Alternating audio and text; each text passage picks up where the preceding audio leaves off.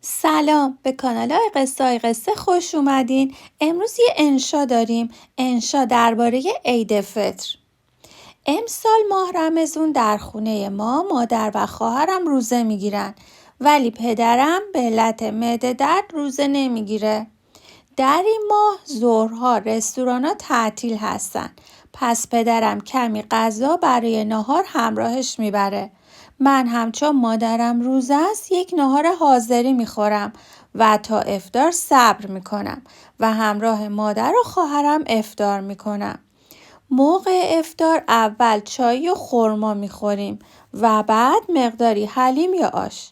زولبی و بامی هم که پای ثابت سفره افطار ماست.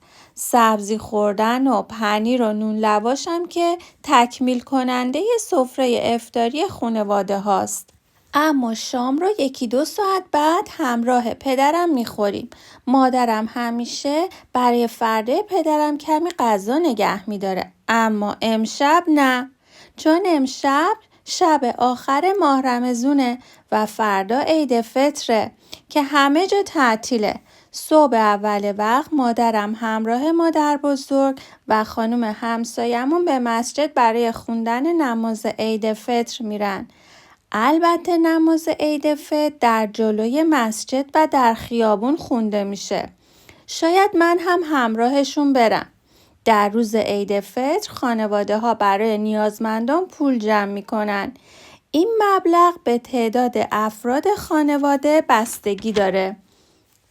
مثلا ما 4 نفر هستیم، نفری 200,000 تومان یعنی 800,000 تومان پرداخت میکنیم. بعد از خوندن نماز و برگشتن مادرم همگی با هم صبحانه میخوریم، البته با نان بربری تازه که پدرم میخره. نزدیک های ظهر به خونه مادر بزرگم میریم. دایی و خالم هم میان. دختر خالم هم سن منه و با هم بازی میکنیم و درباره اتفاقات مدرسه و دوستامون صحبت میکنیم. معمولا تا شب خونه مادر بزرگم میمونیم. مادر بزرگم روزای عید فطر به ما عیدی میده. من عیدی رو که مادر بزرگم به من میده همیشه نگه میدارم.